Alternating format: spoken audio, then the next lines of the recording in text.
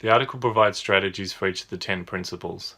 If you were able to, what strategy would you add to the article, and explain how you do it?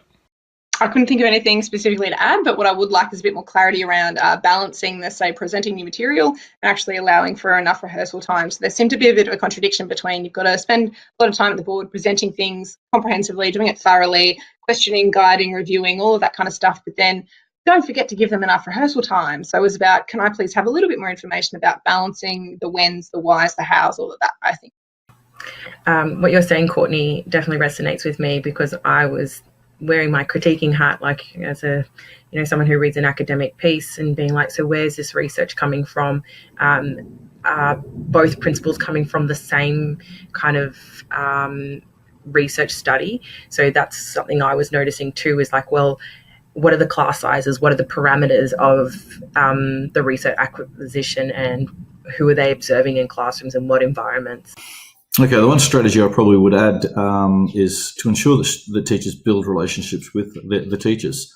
Greet the students as they're walking in the door. The simple metric is, did you talk to every student in that class every day? I mean, without good, strong relationships, good learning is difficult to achieve. So that would be the strategy that I would add.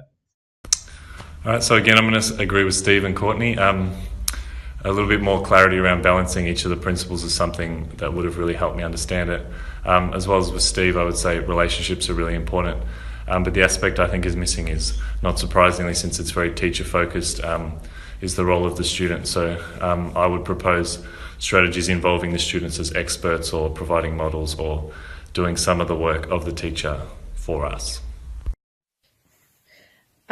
People have pointed out that it's, quite a teacher-focused list, and it is. And I wonder if it's that word instruction, that's in the title, and whether that, turns people's minds, certainly the authors of this list, towards, a teacher-focused pedagogy. For me, the big thing that was missing was others. So not just the teacher being the only expert in the room, but bringing in other voices to do all of the work on the list too.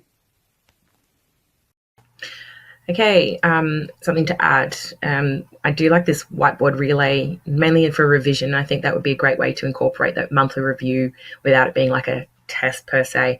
And you have curate a whole lot of questions, award different kind of complexities. Students get to pick their own question, and you get to give instant feedback. It's been really awesome and really engaging for the students. So I think that'd be a great one to incorporate monthly reviews into. So I do, I've got a format for the start of each lesson. And so this is like, begin each lesson with a review and ask lots of questions. And the format is 3 questions on a PowerPoint, 3 questions, 1 from last night, 1 from a week ago, and 1 or 2 from a month, 3 months ago, something like that. And it's retrieval practice. It's about answering the questions as quickly as they can. They don't keep the answers. They're all about withdrawing the information and making that a bit more automatic. And yeah, that's how we start each lesson to help out that stuff. They write it down. Hi, the strategy that I would like to see added to this list is retrieval practice. I get my students every week to complete 20 multiple choice questions, 10 from the current content and 10 from previous parts of the course, and so that they are constantly going back and reviewing material and trying to get that information into their long-term memory. So retrieval practice for me. I think I would actually agree with Courtney on this, is that balancing aspect was interesting, because I was reading it and it was a bit hard to understand how you can do all of that in one go. But my thought was also thinking about some of that cognitive load aspect when you've got a range of different ability levels in your classroom. How do you manage that, and what's some strategies to manage that across, a real big range of levels of students? I don't necessarily think it's adding something. I think it's extending perhaps on one of the principles of the independent practice. I'd probably add to that principle that maybe an element of collaboration amongst students, with them practicing their new skills and their new content knowledge together to then develop that.